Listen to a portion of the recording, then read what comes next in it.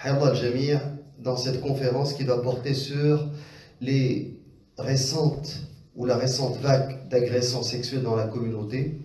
On va voir est-ce qu'il s'agit de vagues ou bien de cas isolés. Et le titre c'est Agressions sexuelles dans la communauté musulmane à Montréal, cas isolés avec point d'interrogation, cause et solution. Donc rapidement, ce que j'aimerais mettre de l'avant, c'est que subhanallah, dans les dernières semaines ou la dernière année voire, on était pris par ce qui s'est passé en France. Vous savez que la communauté musulmane a été d'une certaine manière attaquée de plein fouet. Il y a eu Baraka City qui a été interdite, il y a eu le collectif contre l'islamophobie en France. Donc on était pris dans les réseaux sociaux à soutenir nos frères en France.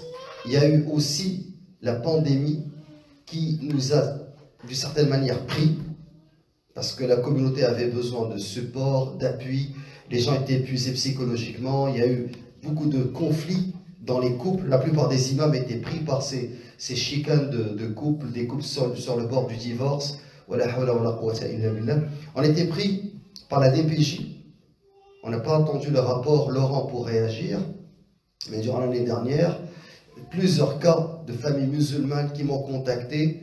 On a été pris par la Palestine, par Gaza, et ce qui s'est passé dernièrement. Donc, et en même temps, subhanallah, dans la communauté, il y avait des gens qui faisaient leur petite affaire. Quand je dis leur petite affaire, ils faisaient ce qu'il y avait de plus dégueulasse. Ça veut dire quoi de plus dégueulasse? Sadaqa ahad salaf. Il y en a un des salafs qui a dit Kam yukhifuni ash-shaytanu 'indama ya'tini dhakiran lillah. Combien Satan me fait peur, Shaitan, le diable, me fait peur, le diable en général, Satan ou n'importe quel diable. Combien le diable me fait peur quand il vient me voir en faisant dhikr. Si Shaitan vient te voir avec une bouteille de vin ou avec une femme, tu t'éloignes. Mais si Shaitan vient te voir, comme, moi je vous cite les témoignages qui me sont parvenus, parce que là il s'agit de 3 loups dans la bergerie. Un dans la fin vingtaine, un quinquagénaire entre 40 et 50 ans, et un autre barbe blanche. 3 prédateurs. Les 3 travaillent ils sont en contact avec des femmes. Et quand on commence à examiner les cas des 3, ils sont en contact continu avec des femmes, des filles. Et des femmes musulmanes. Et dans 2 cas, des femmes mariées. Alors, comment ça a commencé? Premièrement, j'aimerais répondre à la question. Cas isolé. Sincèrement, je n'ai vague d'agression. Sincèrement, je ne peux pas répondre. Pourquoi je ne peux pas répondre? Parce que je n'ai pas entrepris une étude. On n'a pas fait un sondage.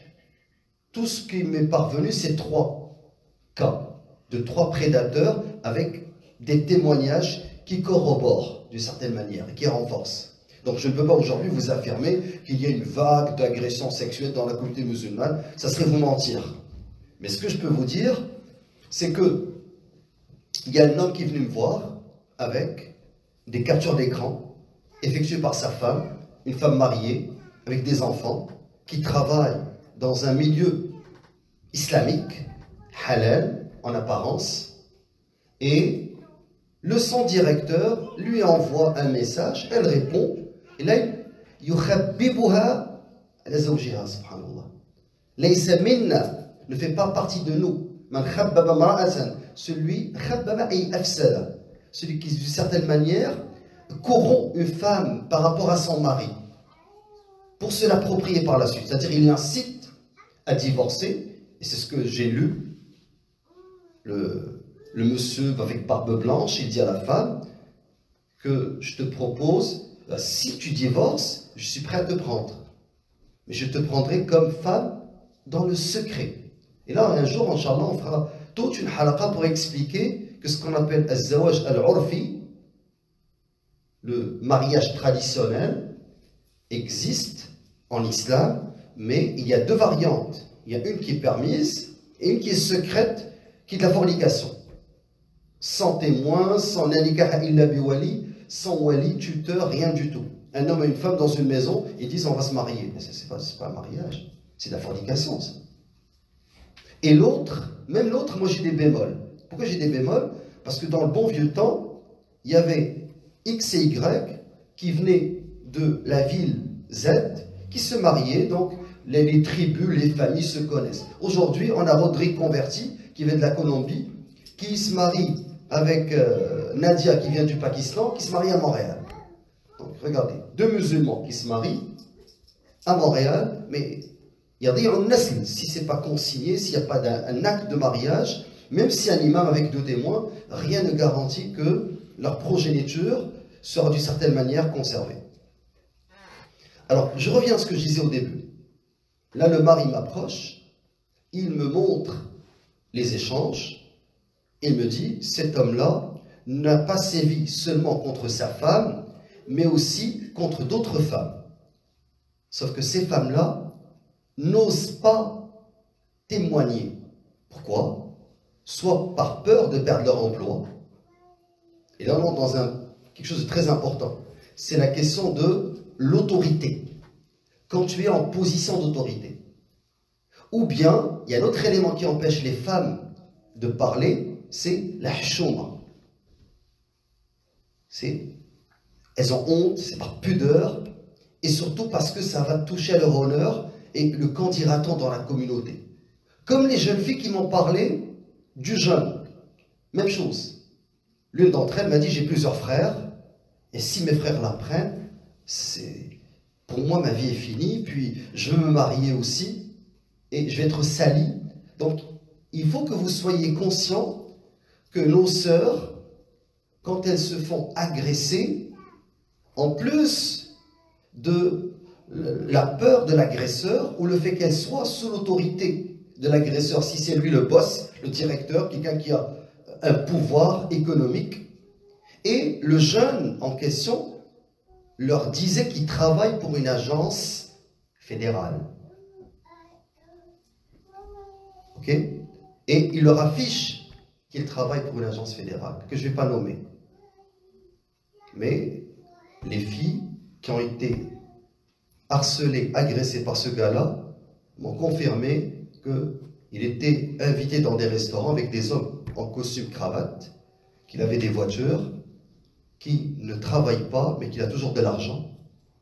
Et le fait qu'il affiche cela, qu'il ne le cache pas, c'était pour les terroriser davantage. Donc là, on part toujours de la position d'autorité. Alors ça, c'est pour les deux cas. Dans le troisième cas, la même chose. C'est quelqu'un d'influent dans la communauté, qui est responsable, qui est président, et qui travaille en collaboration avec des jeunes filles et des femmes musulmanes.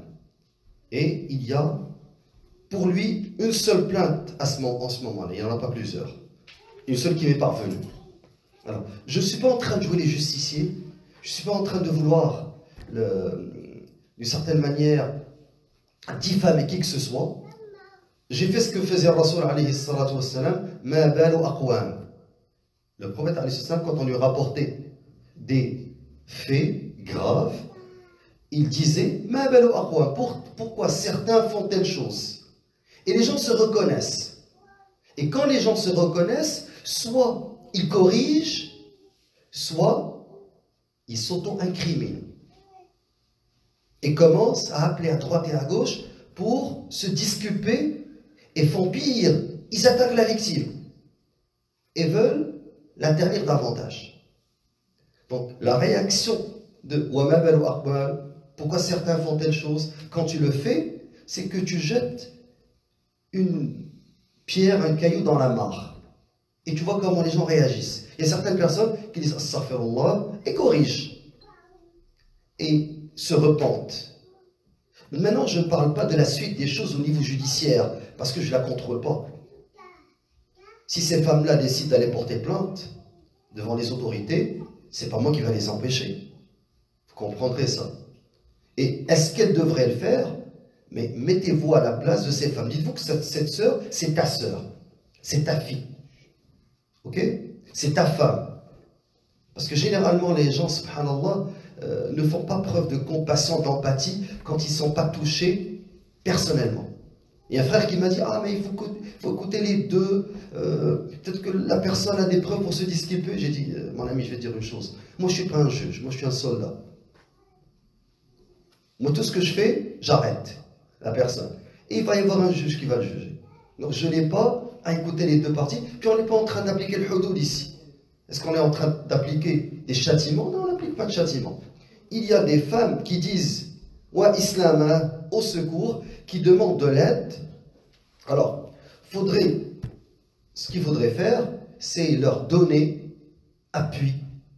Les gens disent ah, en Espagne, on voudrait aider nos sœurs en Palestine, en Syrie, en Irak, en Birmanie, au Xinjiang, au Cachemire. Ok, ta sœur elle est juste à Montréal. Elle te dit mon honneur est sali.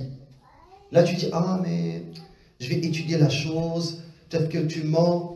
Ok merde, ok. Peut-être que tu es mythomane, tu es malade. Entre nous, est-ce qu'il y a quelqu'un de sensé qui sort contacter un imam pour lui dire qu'il a été sali, qu'il a été pris dans une voiture, qu'il a subi des attouchements sexuels, comme ça. La personne se salit intentionnellement. Et que j'étais par la suite rejeté alors qu'on m'a promis le mariage et qu'on m'a menti.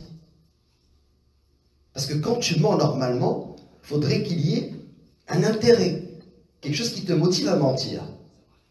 La femme qui va voir son mari avec des échanges à connotation sexuelle, elle n'est pas folle. Une mère avec des enfants, elle ne va pas, d'une certaine manière, perdre son emploi et créer un conflit à la maison, comme ça pour le pur plaisir. Alors, tous les hommes qui, d'une certaine manière, commencent à philosopher avec tout mon respect, ça me dégoûte. Wallahi, ça me dégoûte. Parce que je suis sûr que ces hommes-là, ces frères-là, si c'était leur femme ou leur sœur ou leur fille, ils ne réagiront pas de la sorte. Ils ne vont pas commencer à me dire, ah mais peut-être, ils ne vont pas commencer à mettre des bémols. Et comme j'ai dit, parmi les facteurs aggravants, c'est que lorsque j'ai commencé à creuser autour de ces trois présumés agresseurs, j'ai trouvé que les trois sont en contact continu avec des femmes. Ils tournent autour de l'enclos. Vous connaissez la métaphore du prophète alayhi salatu wassalam, lorsqu'il a dit que lorsque le berger est avec son troupeau et il tourne autour de l'enclos, ça finit par une brebis égarée qui rentre. Donc, quand tu es toujours en contact avec des femmes, mais ce qui arrive, c'est que ça finit par t'éclabousser. Maintenant, ça c'était le premier point. Est-ce que des cas isolés ou une vague? Et je pense avoir répondu que je n'ai pas de réponse, je ne peux pas savoir si c'est une vague, ça existe dans la communauté, mais en tout cas, j'ai eu des plaintes. Maintenant, les causes. Est-ce qu'il s'agit d'une responsabilité individuelle ou une responsabilité collective, mais entre nous? Allah Azza wa Jalla a dit Kullu nafsin bima kasabat rahina. Donc chacun, elle est responsable de ce qu'elle fait. Donc c'est sûr, quand tu commets un péché, ne viens pas me dire ah mais c'est à cause de la société, parce qu'il y a beaucoup de fitna, parce que je ne sais pas, j'ai 30 ans, je ne suis pas encore marié, ou parce que j'ai 65 ans et que ma femme est trop vieille, ou que je ne sais pas quoi. Mais en islam, tu as commis un péché, tu dois l'assumer. Et tu dois te repentir. Ça c'est connu. Maintenant, moi dans mon analyse aujourd'hui, je n'aimerais pas tout simplement vous dire ou bien donc chaque âme ne va pas être responsable de ce que font les autres, mais j'aimerais avoir une pensée plus large, dépasser l'individu qui commet le péché et dire que d'une certaine manière on a tous une part de responsabilité parce que ce qu'on a entendu risque de se reproduire. Pourquoi? Parce qu'il y a tous les éléments qui font en sorte que ce genre d'agression existe. Alors ça, c'est pour la responsabilité. La première responsabilité, elle incombe à qui? À celui qui commet les attouchements. Par exemple, ta sœur, ou ta femme, ou ta fille, quelqu'un qui vient et commence à l'agresser sexuellement. Ne va pas me dire, ah, parce qu'elle était mal habillée, parce qu'elle a mal parlé, parce qu'elle s'est mal comportée, parce qu'elle s'est retrouvée avec lui. Non, non, non. C'est lui qui a posé les gestes. C'est lui le premier responsable. Donc, don't blame the victim. Stop blaming the victim. La première des choses qu'il faut faire, c'est pas blâmer la fille, mais c'est cibler celui qui pose les gestes. Parce que dans le monde musulman, lorsqu'on a eu des attouchements dans certains métros, dans certains moyens de transport, certains disent, ah, parce qu'il y a trop de promiscuité, il y a trop de femmes nues, il y a trop de tentations. Ok, mais des tentations. En islam, il y a deux éléments qu'on va voir. Il y a le hijab, mais aussi baisser le regard. Si tu touches avec ta main, mais tu as combien? Ne dis pas, j'ai été tenté. Non, non, tu touches pas. Tu dois baisser ton regard. Et l'islam nous amène tout un contexte qu'on va voir, Inch'Allah, pour préserver les mœurs et les assainir. Alors, je vais commencer premièrement au niveau des solutions. Parce que les causes et les causes et les solutions sont intimement liées. Abdullah ibn Mas'ud radiyallahu anhu, dans un hadith rapporté par le Bukhari et Muslim, il a dit سألت رسول الله أو سئل رسول الله أي الذنب أكبر عند الله أي الذنب أكبر عند الله. Quels sont les péchés ou quel est le péché le plus grave pour Allah, le plus important pour Allah parmi les péchés? Il a dit أن تجعل لله ندا وقد خلقك, que tu donnes à Allah un équivalent, un associé alors qu'il t'a créé. وكما قال عليه الصلاة والسلام. قلت ثم أي, j'ai dit ensuite, après l'associationnisme, il a dit أن تقتل ولدك خشية أن يطعم معك, que tu tues ton fils de peur qu'il mange avec toi, l'avortement. قلت ثم أي, j'ai dit ensuite, il a dit أن تزاني بحليلة جارك. Faites très attention. Il n'a pas dit que que tu forniques. Non, non, il a dit antuzaniya. Ils ont dit sirat mufa'ala. فتكون التزانية تكون مفاعلة باستمالتها بكسب قلبها. Donc que tu pratiques la fornication et non pas que tu forniques. Donc dans pratique la fornication, il y a une réciprocité. C'est-à-dire que avec la femme de ton voisin, que tu amènes la femme de ton voisin à forniquer avec toi par des mots doux, par des cadeaux. Et la femme de ton voisin, l'imam al-Nawawi, il a dit, parce que az-zina, la fornication, billah, comporte plusieurs degrés. Le pire parmi les degrés de la fornication, c'est zina al-maharim, l'inceste. Avec la mère, billah, la sœur, la fille. Ça, c'est le pire type de fornication. Juste après, il y a la fornication avec la femme du voisin. Pourquoi la femme du voisin? Parce que, comme l'a dit Imam Nawawi, il y a la confiance. Tu as trahi la confiance. Et dans les trois cas dont je vous ai parlé au début de cette conférence, il y a une part de confiance qui a été trahie.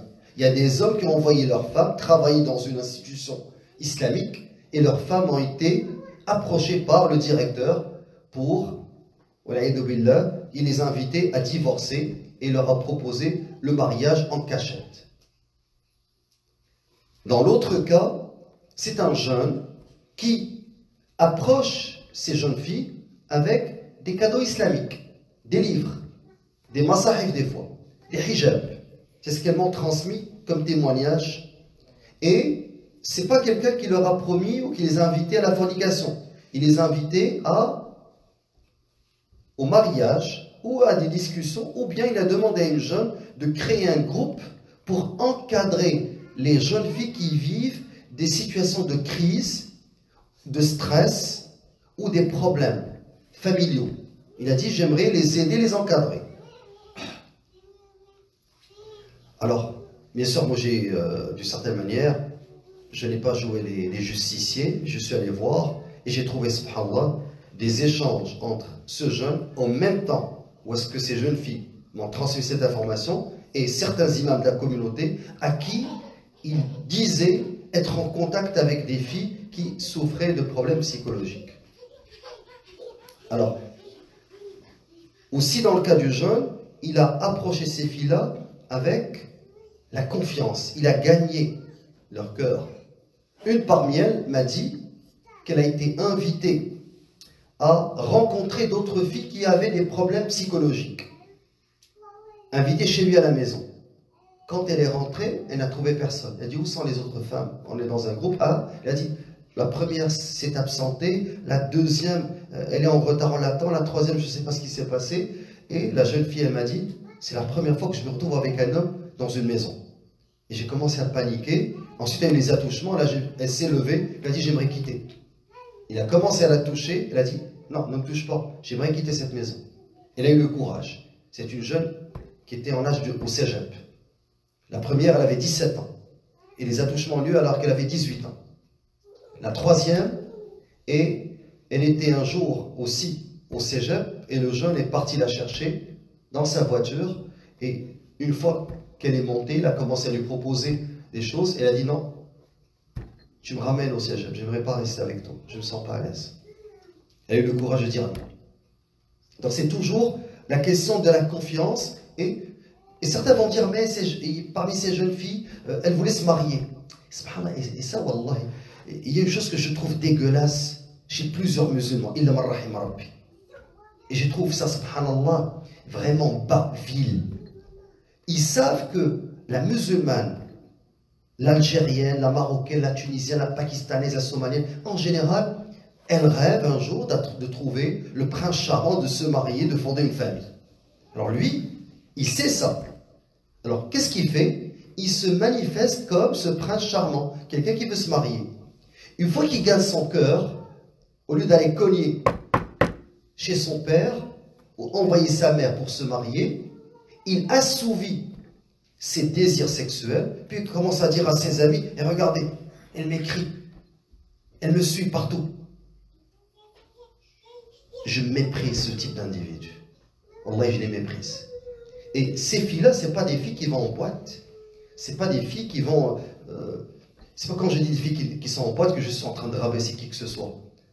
Allah Azza wa Jal, Ghafourun, Rahim, Rahmanun, Rahim, Yaqbilu Tawbata min ibadih. Allah accepte de repentir de ses serviteurs. Puis on invoque Allah Azza wa Jal pour tous nos frères et sœurs pour qu'ils se repentent. Mais moi, ce que je suis en train de vous dire, c'est que ce gars-là, le jeune par exemple, ou bien celui qui cible les femmes mariées, il ne cible pas des filles qui veulent faire la fête. Parce qu'il y a des filles qui veulent faire la fête, qui d'une certaine manière sont libérées et qui ne sont pas pratiquantes. Non, non. Les deux, ils ciblent des femmes mariées ou des filles qui sont pratiquantes. Et les filles qui m'ont écrit, elles m'ont dit, on était naïves. On ne pensait pas qu'un homme qui va venir avec un livre de din, un hijab, que ça allait finir dans son auto, sur le Mont-Royal, avec un sandwich et des attouchements et des câlins. On ne savait pas ça. On était naïfs de croire que ça allait finir comme ça. On pensait que c'était pas aller se marier, que c'est comme ça. Je sais que certains vont dire, ah mais comment elle est montée avec lui dans la voiture, elle a fait une erreur, elle a je ne sais pas quoi. Ok, mais est-ce que ça excuse le geste? Vous m'avez compris? Parce que certains vont dire, ah mais elle est montée avec lui. Ok, pourquoi elle est montée avec lui? Elle a été naïve, elle pensait qu'il allait se marier avec elle. C'est une erreur, on est tous d'accord. Mais maintenant, moi je parle de le gars qui a 25, 26, 28 ans, avec une jeune fille qui a 17 ans, et qui voit quelqu'un qui se présente en costume cravate, en voiture, et qui se présente comme quelqu'un qui a un très bon emploi, qui travaille pour telle agence gouvernementale, qui fait du bon travail. C'est quelqu'un qui lutte contre la radicalisation, qui fait je ne sais pas quoi, et qui profite de ce statut-là, qui est président d'une association, pour abuser des filles naïves. L'autre, c'est un directeur, donc il est en position d'autorité, et ces femmes-là travaillent pour lui, et il abuse de cette position, de cette responsabilité.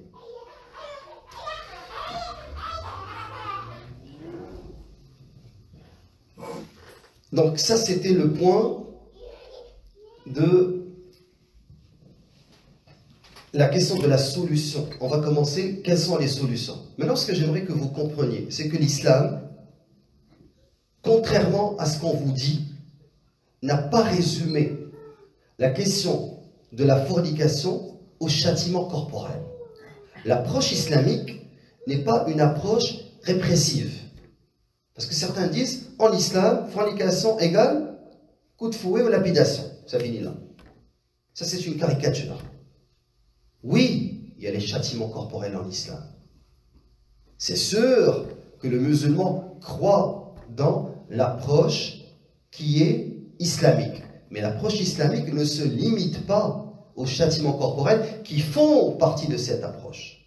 Donc, al-rajm ou al-jalb font partie. Et celui qui les rejette n'est point un musulman. Celui qui dit qu'il n'y a pas de lapidation en islam, qu'il n'y a pas de coup de fouet en islam, n'est pas un musulman. Et celui qui dit on va faire un moratoire, vous avez vu ce qui arrive avec cet homme-là. Alors, nous, on n'est pas, d'une certaine manière, on n'est pas gêné à dire oui, al-rajm, موجود في دين الله عز وجل, في سنة النبي عليه الصلاة والسلام. Et al-Rasul عليه الصلاة والسلام, rajam, il a ordonné qu'on fasse al-ghamidiyya. Rujimat. Il y a eu la lapidation au temps du prophète alayhi salatu wassalam. Ou Abu Bakr as-Siddiq radiallahu anhu, rajam, il a ordonné qu'on lapide. Et Omar radiallahu anhu, rajam, il a ordonné qu'on lapide. Et Ali ibn Abi Talib radiallahu anhu, il a ordonné qu'on lapide. Donc, dans tous ces cas-là, il y a eu la lapidation. La lapidation, c'est pour le marié ou le veuf ou le divorcé. Les trois sont considérés comme étant non célibataires. Faites attention. C'est quelqu'un qui a déjà été marié. Le châtiment, dans son cas, c'est la lapidation. Quelqu'un qui est veuf, c'est la lapidation. C'est comme la fornication, qui a 4 témoins, bien entendu, ou bien il y a l'aveu. N'est-ce pas? Alors, au niveau de les coups de fouet en islam, aussi ça existe, et c'est que ça concerne les célibataires, mais le châtiment, subhanallah, en islam, il est particulier. Pourquoi il est particulier? Parce que regardez, Allah Azza wa Jal a dit dans son livre, et je vais vous donner directement la traduction du sens, voici une sourate que nous avons fait descendre et que nous avons imposée. Et nous y avons fait descendre des versets explicites afin que vous vous souveniez. Az-zaniyatu waz-zani, la fornicatrice et le fornicateur. Fouettez-les, chacun de 100 coups de fouet. Et ne soyez point pris de pitié.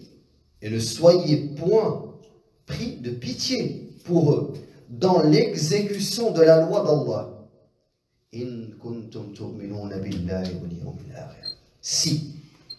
Si vous croyez en Allah et le jour du jugement dernier, et qu'un groupe de croyants assiste à leur punition.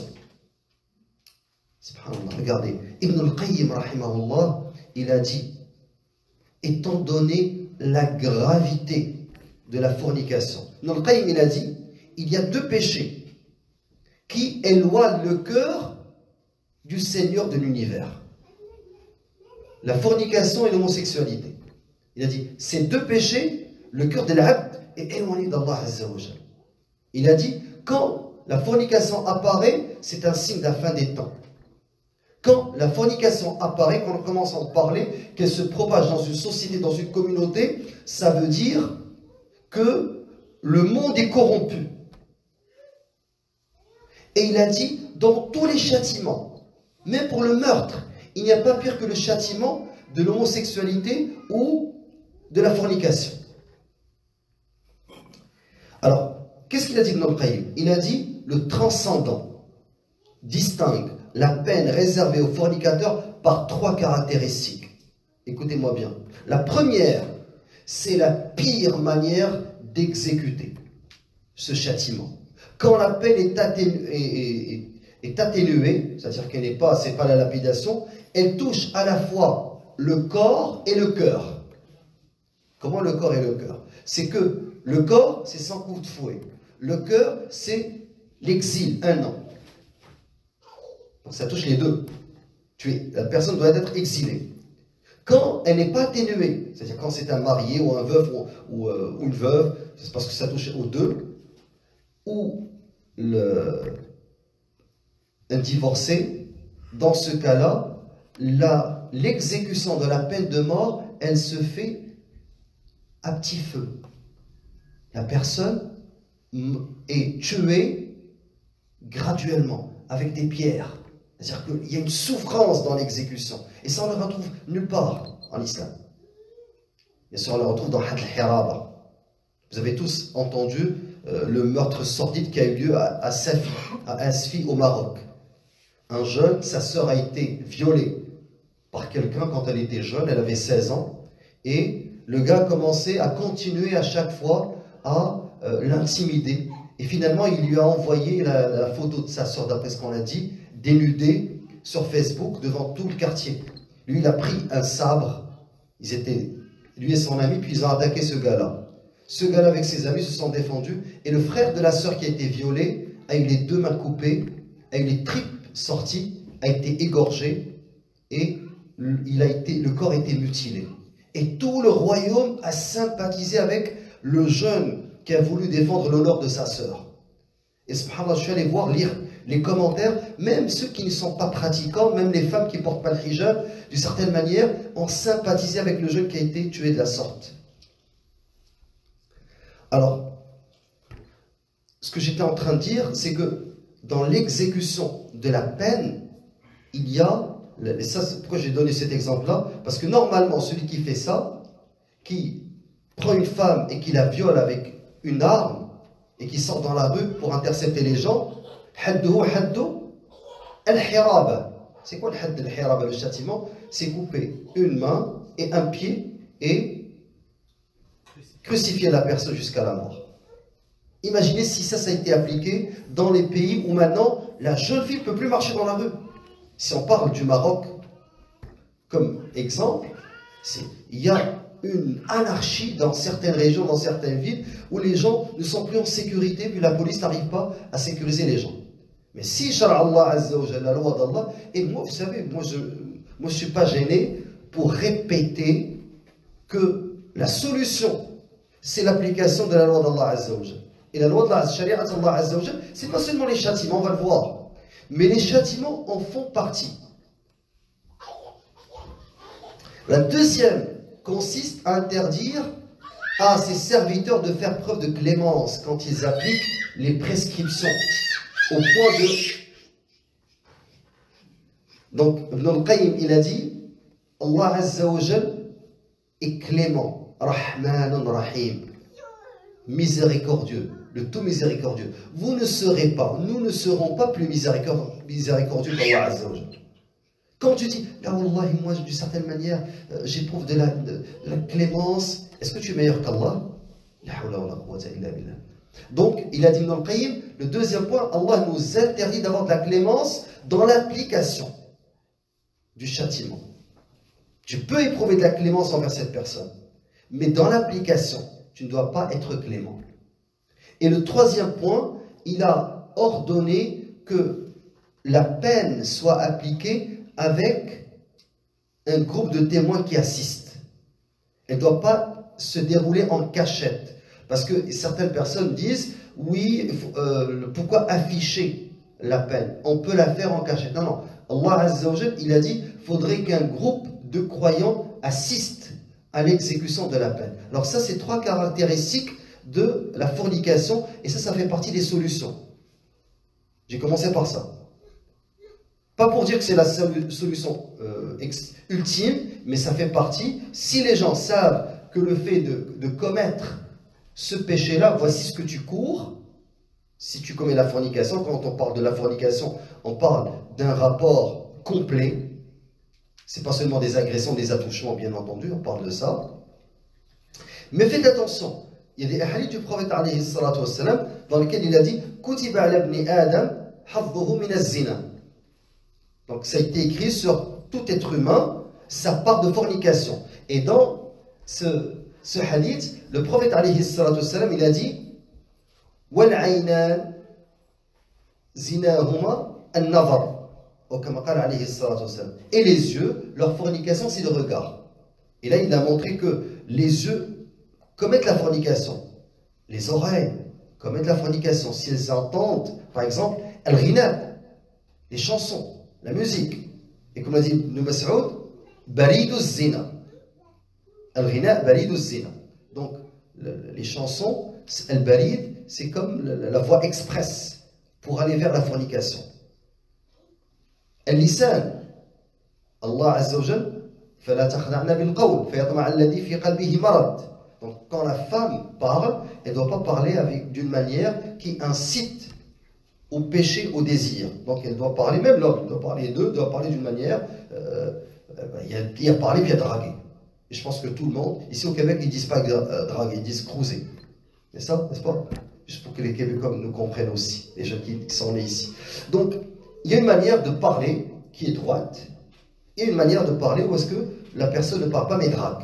Et on est tous capables de faire la nuance. De loin, tu peux voir quelqu'un qui parle, même avec une caissière, et quelqu'un qui est en train de draguer. Tout le monde fait la différence, que ce soit au niveau du contenu ou bien au niveau du ton. L'intonation même quand on parle. Est-ce qu'on est dans une dimension de séduction? On s'entend. Alors, donc ce que je disais, c'est que pour la question de la solution, il faudrait ne pas résumer, limiter l'approche islamique à l'exécution des châtiments, mais la fornication reste l'un des pires péchés. Et subhanallah, Allah Azza wa Jal, il a dit dans son livre, et ça résume l'approche islamique. Si tu veux savoir qu'est-ce que l'approche islamique, c'est ce verset. Il a dit وَلَا تَقْرَبُوا الزِّنَا إِنَّهُ كَانَ فَاحِشَةً وَسَاءَ سَبِيلًا. Et n'approchez point de la fornication. Allah Azza wa Jal, dans son livre, dans le Coran, n'a pas interdit la fornication. Quelqu'un me regarde choqué. Allah n'a pas interdit la fornication. Qu'est-ce qu'il a interdit? Nazim. Vous avez fait exprès, hein? Okay. Qu'est-ce qu'il a interdit par Glofik? De ne pas se rapprocher de la fornication. Wala taqrabu zina. Ne vous approchez pas, n'approchez pas la fornication. Ça veut dire quoi ce verset-là? Parce que regardez, subhanallah, Allah du Coran, la parole d'Allah est une parole qui est profonde.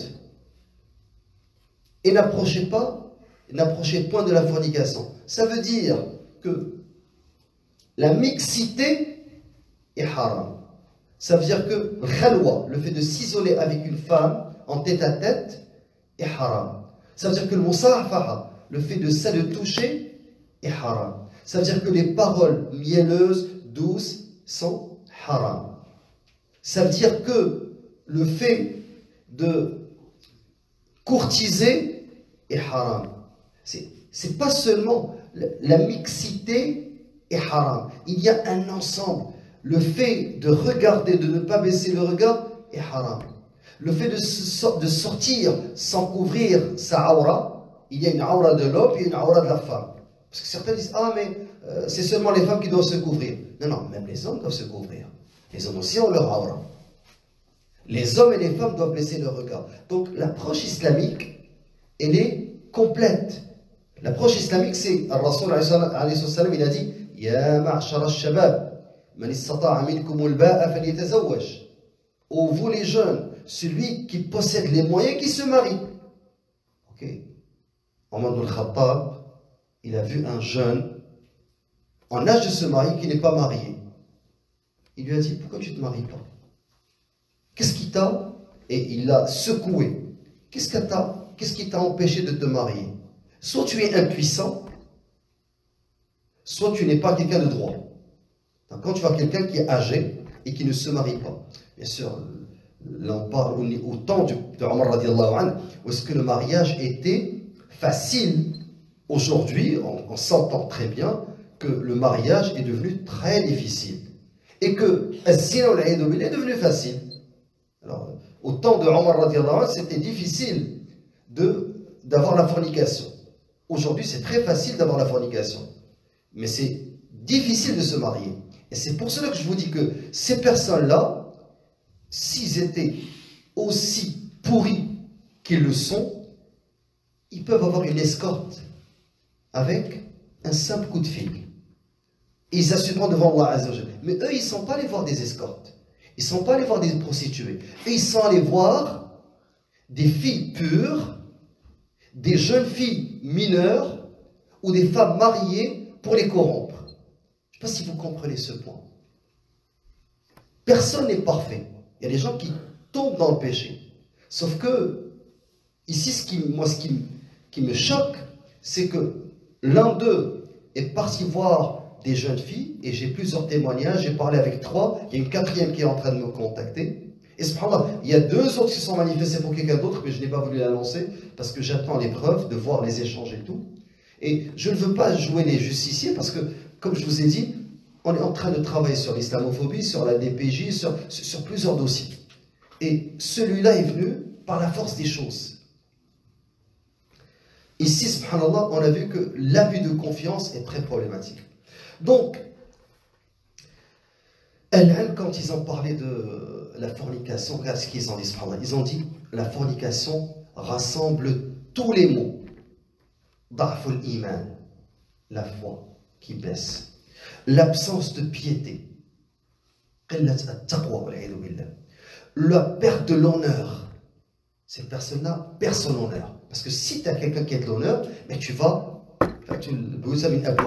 connaître la porte et tu te maries comme un homme et tu fondes une famille. La disparition de la noblesse. Elle détruit la pudeur et couvre son auteur de vulgarité et d'immoralité. Elle couvre le visage d'une noirceur, de tristesse, de dégoût, de misère. Et, subhanallah, ça l'assombrit aux yeux de tout le monde. Elle conduit à l'assombrissement du cœur et l'extinction de la lumière. Alors, la question de la fornication, quand ils en ont parlé, ils ont dit, elle fait naître l'amertume dans le cœur et Allah éprouve de la colère envers cette personne. Et aussi une étroitesse dans la poitrine. Maintenant, l'approche islamique, c'est une approche qui est basée sur l'édification de la communauté sur des bases éthiques, des bases morales. Donc, dès le jeune âge, il faudrait que ton fils ou que ta fille, que tu puisses les éduquer à la chasteté, à une morale saine. Et ça va dès le jeune âge. Et laissons les musulmans, même ici, dans les sociétés occidentales, avant, dans les téléséries, les films, les téléfeuilletons, ils penchaient vers l'amour qu'ils appelaient soit courtois, soit l'amour platonique. N'est-ce pas? Un amour qui est sur les sentiments, puis le film, le roman se terminait par happy end. Une fin heureuse, ils se marièrent, eurent des enfants. C'était classique, dans le bon vieux temps. Aujourd'hui, dans la postmodernité, on n'est plus là-dedans. Est-ce que vous comprenez? Donc, même dans les sociétés non musulmanes, on édifiait les sociétés pour qu'il y ait des familles. Alors, Allah Azza wa Jal, il a dit, c'est lui qui a envoyé à des gens sans livre un messager des leurs qui leur récite ces versets. Donc, parmi eux, les ummiyin, les arabes ici, qui leur récite ces versets. Et les purifie. Et leur enseigne le livre et la sagesse. Al-Kitab, c'est le Coran. Al-Hikma, c'est pas la sagesse. À la définition socratique ou platonique ou grecque, ici c'est la sunna. Al-Hikma, la sagesse, ça veut dire la sunna.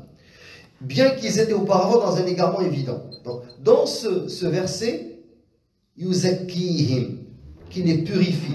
Donc, parmi les objectifs de l'envoi de Muhammad sallallahu alayhi wa sallam, c'est qu'il récite les versets et purifie les cœurs.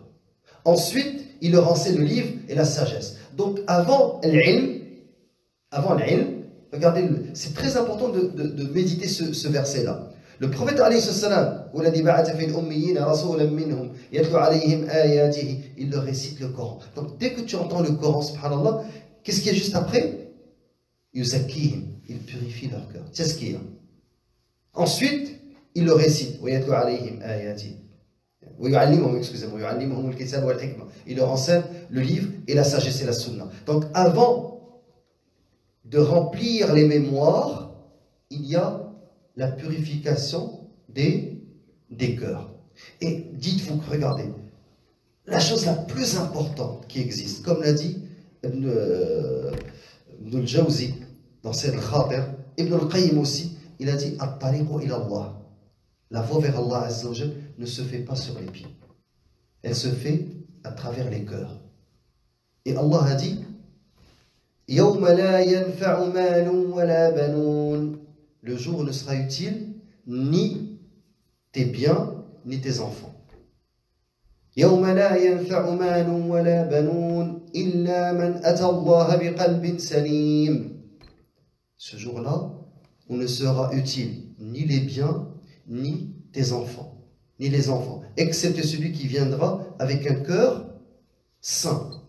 Donc, qu'est-ce que tu dois faire si tu veux être épargné du feu de l'enfer ce jour-là? Tu dois avoir un cœur saint. Donc, ta prière, ton hajj, ton jeûne, ta sadaqa, toutes les pratiques cultuelles ont un objectif. C'est assainir ce cœur.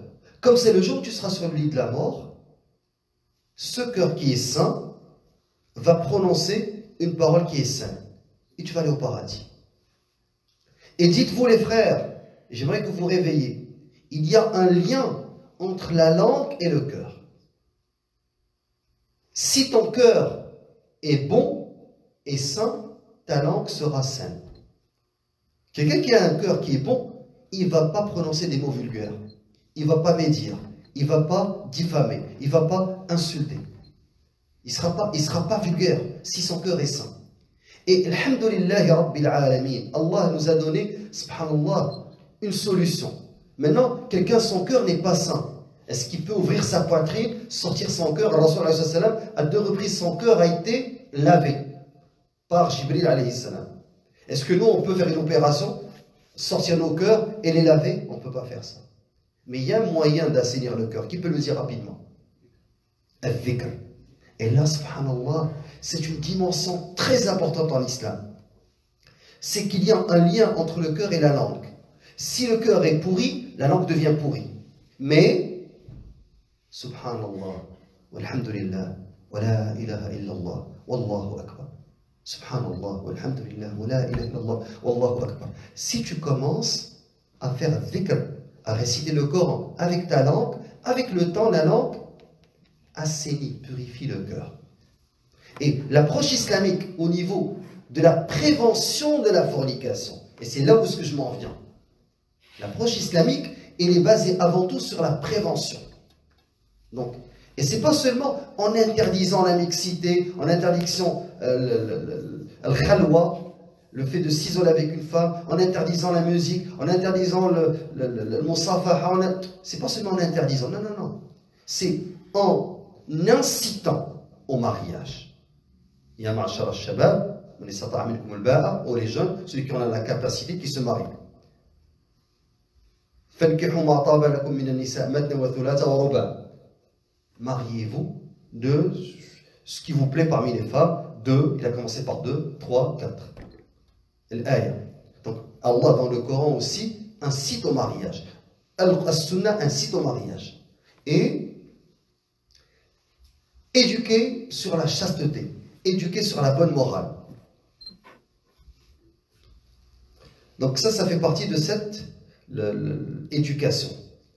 Donc, le prophète alayhi salatu wassalam aussi, il a dit D'après Sahl ibn Sa'd, une femme a offert en mariage sa personne au prophète alayhi salatu wassalam. Un homme qui était là a dit: ô envoyé d'Allah, fais-la moi épouser. Alors le prophète l'a dit: que possèdes-tu? Demanda le prophète à l'homme. Rien, répondit celui-ci. Va chez toi et cherche, bien même n'aurais-tu qu'une bague en fer, reprit le prophète. L'homme partit et revint en disant: Wallahi, je n'ai rien trouvé, même pas une bague en fer. Ils étaient pauvres, subhanallah, mais c'était des hommes. Aujourd'hui, les gens, subhanallah, tu trouves qu'il a énormément de moyens, puis il n'est pas marié. Non, il n'a rien, même pas une bague en fer. Alors, mais ce manteau est à moi, elle en aura la moitié. Il va le diviser avec elle. Alors, c'est ça son bien. Alors, que fera-t-elle de ton manteau, s'écrie le prophète? Si tu le revais, elle n'aura rien à mettre sur elle. Et si c'est elle qui le revêt, tu n'auras rien à mettre sur toi. L'homme s'assit et après être resté longtemps assis, il se leva pour partir. En le voyant se lever, le prophète sallallahu alayhi wa sallam l'appela ou le fit appeler et lui dit: que possèdes-tu du Coran? Il a dit: je sais telle sourate, en énumérant un certain nombre de sourates. Eh bien, reprit l'envoyé d'Allah, je te donne cette femme moyennant ce que tu sais du Coran. C'est faciliter le mariage. Aujourd'hui, les gens rendent le mariage difficile. Regarde, quand je dis ça, je n'excuse pas les agissements de ces personnes-là. Vous faites la part des choses. Mais ce que je suis en train de vous dire, c'est que l'approche islamique, c'est pas seulement pour assainir les mœurs, c'est pas seulement les châtiments corporels, mais tout ce que je suis en train d'expliquer. Dans une autre version, dans Sahih, parce que le hadith dans le Bukhari Muslim, le prophète alayhi salam, il a dit: apprends-lui le Coran. Alim al-Qur'an. Le jeune, ici tu vois le jeune, masha'Allah, le jeune avec accent circonflexe, tu vois le jeune qui ne jeûne pas. Alors que normalement, les célibataires, les adolescents, les jeunes dans la vingtaine non mariés, en principe, et c'était ainsi dans les années 90, dans les mosquées ici à Montréal et ailleurs, lundi et jeudi, tout le monde jeûne. Tous les jeunes, ils jeûnent parce qu'ils ne sont pas mariés. Alors aujourd'hui, le jeune, il s'en va au gym, s'entraîne, la testostérone est à son maximum, prend des protéines, prend des suppléments, et il n'est pas marié. Wallahi, moi je dis comment ils font. S'ils ont un secret, qu'ils me le transmettent. Marié, tu prends des tisanes. Eux, subhanallah, non mariés, avec des suppléments nutritifs, et ils ne jeûnent pas ni lundi ni jeudi.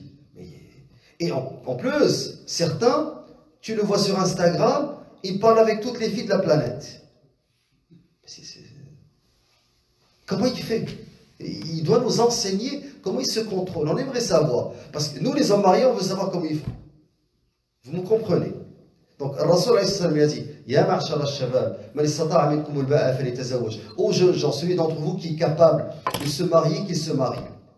Alors, et il a dit, le prophète alayhi salam, celui qui ne peut pas, fa'alayhi bis-sawm fa'innahu lahu wija'. Alors il lui a dit, celui qui se trouve incapable de se marier, qu'il jeûne, car le jeûne est pour lui un calmant. Donc ça diminue, akramakumullah, l'appétit sexuel.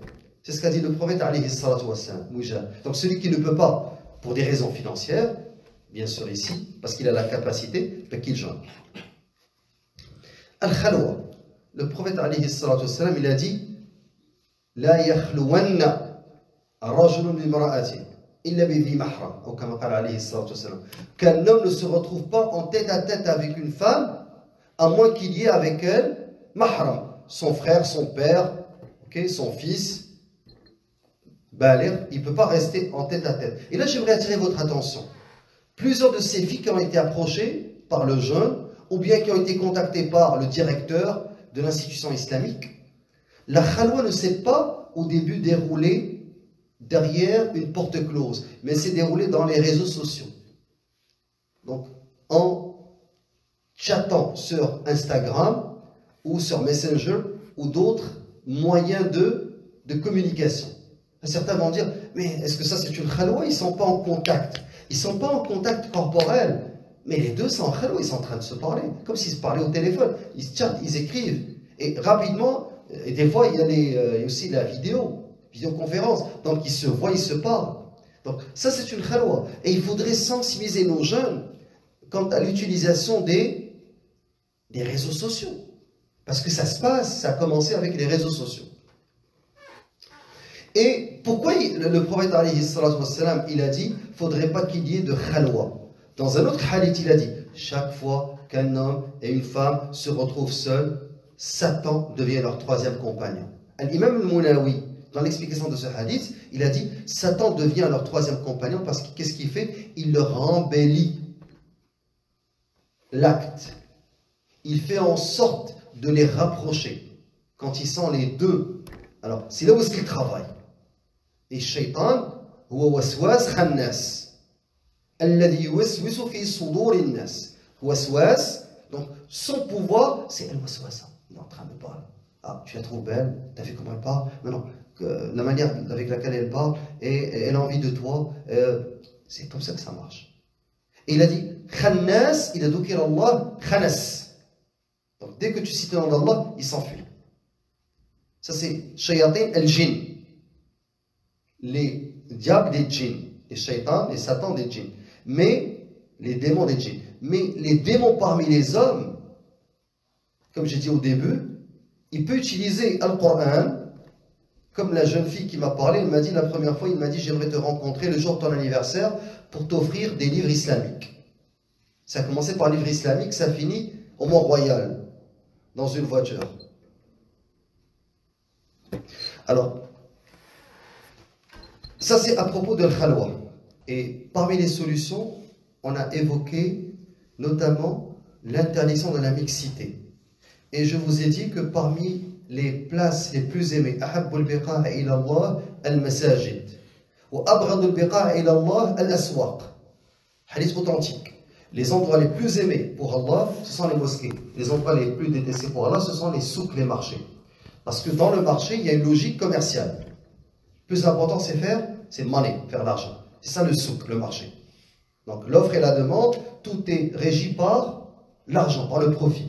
Dans la mosquée, c'est interdit de vendre et d'acheter.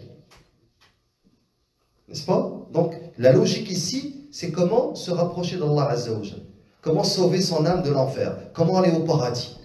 Et certains, même regardez, comparons-les rapidement, la mosquée avec les cafés. Dans les cafés, tu entends ce qu'il y a de pire. Telle personne a volé, telle personne a eu une relation sexuelle, telle personne a trompé.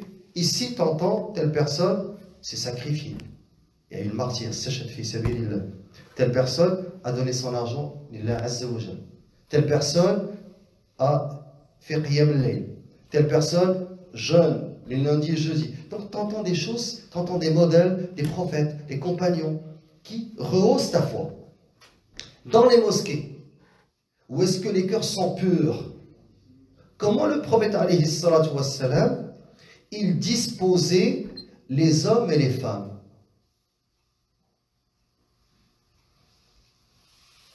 Comment priaient les hommes et les femmes dans la mosquée du prophète alayhi salatu wassalam? Les femmes derrière et les hommes? Et qu'est-ce qu'il a dit le prophète alayhi salatu wassalam? Il a dit, les meilleures rangées des hommes, ce sont les pires rangées des hommes, ce sont, et les meilleures rangées des femmes, ce sont les dernières. Et les pires rangées des femmes, ce sont les premières. Donc, Rasul sallam, avec les hommes les plus purs, les femmes les plus pures, la majorité de Sahaba avaient plusieurs épouses et avaient aussi des servantes, des esclaves. Donc, Jawari. Et ils étaient mariés. Parce que dans le djihad, ils pouvaient avoir des femmes dans le butin, et ils étaient mariés. Et avec ça, c'est pas des gens comme aujourd'hui, tu trouves le jeune, il passe 30 ans à chercher une épouse. Non, non. À 13-14 ans, il est marié. À 18 ans, il a 2 femmes. À 25 ans, il a 3 femmes. Et la société est pure. Et là, tu pries derrière Muhammad alayhi salatu wassalam, derrière le prophète sallallahu alayhi wa sallam, t'as Abu Bakr à tes côtés, t'as Omar, t'as Uthman, t'as des montagnes, Az-Zubayr, Talha, Mu'adh bin Jabal, Sa'd bin Abi Waqqas. Subhanallah, as'alullah azza wa jalla an yajma'ana ma'ahum. Qu'Allah fasse qu'on soit avec ces hommes-là. Alors, et dans ce contexte pur, il leur a dit, les pires rangées des hommes sont ceux derrière. Et les pires rangées des femmes, les premiers. Ce qui veut dire que le Rasul, qu'est-ce qu'il faisait? Séparé, pas de mixité dans sa mosquée. Alayhi salatu wassalam. Autre chose, Salama radiallahu anha, elle a dit, quand le messager d'Allah avait terminé la prière, les femmes se retiraient aussitôt. Les premières qui sortaient, c'était les femmes. Et le prophète sallam marquait une petite pause avant de se lever. Ibn Shihab a dit, je pense, Allahu a'lam, qu'il observait la pause pour permettre aux femmes de se retirer avant d'être rattrapées par les premiers partants, parmi les hommes. Vous comprenez que même dans la sortie, les femmes sont avant les hommes. Et le prophète sallam, il a dit que cette porte-là devrait être réservée aux femmes. Abdullah ibn Abbas, quand il a entendu ça, il a dit, je n'ai plus emprunté cette porte-là parce que le prophète sallam voulait la réserver aux femmes. Et quand le prophète a vu qu'il y avait une promiscuité entre les hommes et les femmes, il a dit, les femmes doivent avoir les bords des routes. Là, on parle de mixité nécessaire, parce que c'est la route. Les gens marchent dans la rue, même dans la rue. Où est-ce que les femmes étaient des corbeaux noirs, comme a dit al-Mu'minin, des corbeaux noirs, des draps qui les enveloppaient, et le khilaf, la divergence entre Sahaba, est-ce que c'est un œil ou deux? C'est ça le khilaf. Parce qu'il n'y avait pas de niqab à l'époque. Il y avait un drap noir, puis elle faisait comme ça, et là, soit il y avait un œil avec elle regardait, ou deux. Quand il n'y avait personne, elle marchait correctement. Dès qu'il se rapprochait, comme a dit Al-Mu'minin Aisha radiallahu anha dans le Hajj, al-Rukban, dès que les hommes se rapprochaient, elle mettait son drap comme ça pour se couvrir. Dès qu'il n'était pas là, elle marchait normalement. Alors, dans ce contexte-là, le prophète alayhi salatu wassalam, il a interdit la mixité. Et Ibn Omar a dit, le messager sallallahu alayhi wa sallam a dit, si nous laissions cette porte aux femmes, Nafi' a dit, Ibn Omar n'est pas passé par la petite porte jusqu'à sa mort. C'est Ibn Omar, c'est pas Ibn Abbas. Je corrige ce que j'ai dit, rapporté par Abu Daoud. Alors, le hadith que j'ai cité, le prophète a dit aux femmes, reculez car vous n'avez pas emprunté le milieu du passage et marché sur les bords. Depuis lors, la femme collait au mur au point que ses vêtements s'y accrochaient. Alors, imaginez, ça c'est dans la mosquée et en sortant de la mosquée. Maintenant, les hommes et les femmes, les deux, Allah Azza wa Jalla a dit, قل للمؤمنين يغضوا من أبصارهم ويحفظوا فروجهم ذلك أزكى لهم إن الله خبير بما يصنعون. Dis aux croyants de baisser leur regard et de préserver leur chasteté. C'est plus pur pour eux. Allah est certes parfaitement connaisseur de ce qu'ils font. Alors, la pudeur, je ne vais pas vous parler de la pudeur, j'ai déjà fait toute une halqa sur la pudeur. Ça c'est ce qu'on est en train de parler quand on parle de, subhanallah, l'approche islamique.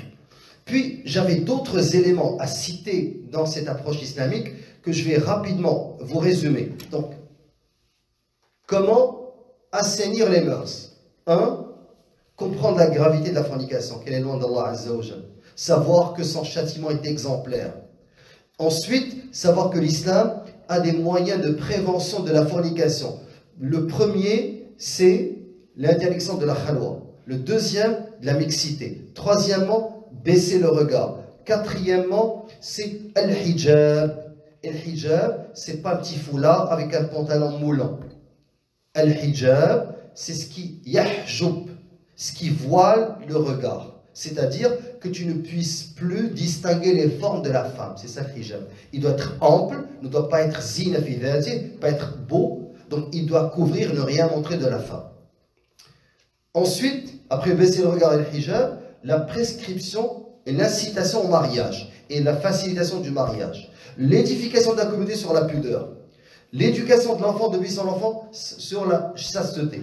Et le jeûne pour ceux qui ne peuvent pas se marier. Et bien entendu, les châtiments, on en a parlé. Dernier élément avant que je termine.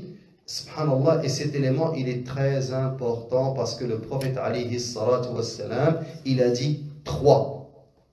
Allah ne va pas les regarder. 3 ne rentreront pas au paradis et Allah ne va pas les regarder. La yandurullahu ilayhim. Allah ne va pas les regarder. C'est-à-dire, nadrat rahma wa shafaqa. Il ne va pas les regarder avec clémence et miséricorde. Qui sont-ils d'après vous ces 3? Regardez bien. Le premier, al-aql li walidayh. La hawla wa la quwwata illa billah. C'est quoi al-aql li walidayh? C'est pas celui qui n'écoute pas ses parents, qui n'obéit pas à ses parents, non. L'un des salafs, il voulait appeler son père et il a commencé à faire des signes. On lui a dit, pourquoi tu ne cries pas? Il a dit, parce que je ne peux pas hausser le ton sur mon père. Ça c'est Aruq al-Walidayn. En l'appelant, pas en discutant avec lui. Abdullah ibn Abbas, il a dit, si tu prends ton tissu, tu vas enlever la poussière atteint ton père, on est loin, on est très loin, extrêmement loin. Je pense qu'aujourd'hui, la majeure partie d'entre nous tombe dans ce péché-là, qu'on aura des comptes à payer devant Allah Azza wa Jalla. Parce que la plupart pensent qu'ils sont meilleurs que leurs parents. Et comment ils appellent les pères maintenant? Les darons. Et daron, c'est dit avec mépris. Hein. Le jeune, il dit le père c'est un daron, c'est un blédard. C'est comme ça qu'ils voient leurs parents. Il y a une forme de mépris vis-à-vis du père et vis-à-vis de la mère, qui sont dépassés, ils ne comprennent rien. Moi, je comprends tout. Alors, et le deuxième, il a dit al-mar'atul mutarajjila, la femme masculinisée. Elle est toujours dans les marchés, dans les souks, elle se comporte comme un homme. Elle s'habille comme un homme, réagit comme un homme. Et le troisième, ad-dayyuth, l'homme qui n'a pas de jalousie à l'égard. Ça a deux définitions. Soit celui qui accepte que sa femme, sa soeur, sa fille soit en contact avec des hommes pour le haram, ou bien celui qui n'éprouve pas de jalousie. Vous savez, al-Arab, comme ils étaient dans le Jahiliya, vous ne pouvez même pas imaginer comment ils étaient. Je vais vous citer 3 vers de poésie et j'arrête, pour vous dire comment les Arabes étaient. L'un d'eux, Arabi, un bédouin, il faisait venir sa femme. Des hommes l'ont regardé. Il l'a divorcée. On dit, mais comment tu divorces ta femme? Il dit, mais des hommes l'ont regardé. Mais comment elle n'a rien fait? Il a dit, bien sûr, ça c'est pas l'islam, c'est la Jahiliya. Et l'islam est venu pour encadrer cette jalousie, cette flamme. Et Ibn al-Qayyim, subhanallah, il a des paroles sur cette jalousie. Il a dit, ça, cette flamme, elle relève de la foi. Parce que le prophète, il a dit, Inna Allah yaghar, wal mu'minu yaghar. Allah éprouve de la jalousie quand on dépasse ses limites, et le croyant éprouve de la jalousie. Et cette jalousie, cette flamme, dans le cœur, elle vient de la foi. Bien sûr, quand je vous cite l'Arabi, c'est pas de la foi. Mais c'est la disposition naturelle. C'est que si tu t'attaques aux poules, le coq t'attaque. Si tu t'approches des chamelles, le dromadaire se rue sur toi. Donc Allah, il a mis dans l'instinct animal et dans la disposition naturelle de l'homme, qui a une saine disposition, cette chaleur, si tu t'approches de sa femme, de sa fille, de sa sœur. Avec le temps, cette chaleur-là disparaît. Pourquoi elle disparaît? C'est ça, parce que dans ces sociétés où les hommes sont trop en contact avec les femmes, subhanallah, il y a trop de mixité. Quelqu'un m'a dit, mais cher, faites attention, parce que ce frère-là, peut-être qu'il cherchait à se marier. J'ai dit, est-ce qu'il s'appelle Zakiya? Il s'appelle Souad. Le gars est toujours en contact avec des filles, avec des femmes. Et même il cherche à me contacter vis-à-vis des filles. Subhanallah, mais c'est quoi ça? Qu'est-ce que tu feras avec les filles? Toujours avec des filles. T'es une fille? T'es rajul ou la mara? Je veux savoir. Si t'es un homme, tu restes avec les hommes. Si t'es une femme, mais il faut l'expliquer. Change ton prénom. Mais Zakiya ou Souad ou Nawal, là on va savoir que t'es une femme. Alors, ce Arabi, qu'est-ce qu'il a dit? Il a dit Wa atruku hubbaha, je délaisse son amour. Min ghayri burdin, sans que je la déteste. Parce qu'il y a trop d'associés dans son amour. Tout le monde l'aime. Si les mouches tombent sur un aliment,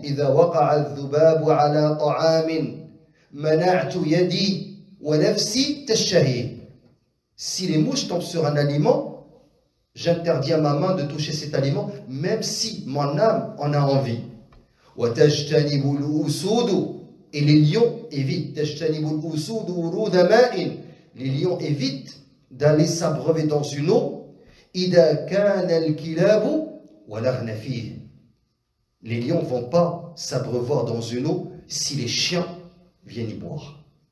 Arabi, un mécréant. Regardez l'arabe, comment ils étaient dans le jahiliya au niveau, subhanallah, de cette jalousie que l'islam est venu encadrer, bien entendu, pas ce point-là, mais il a encadré.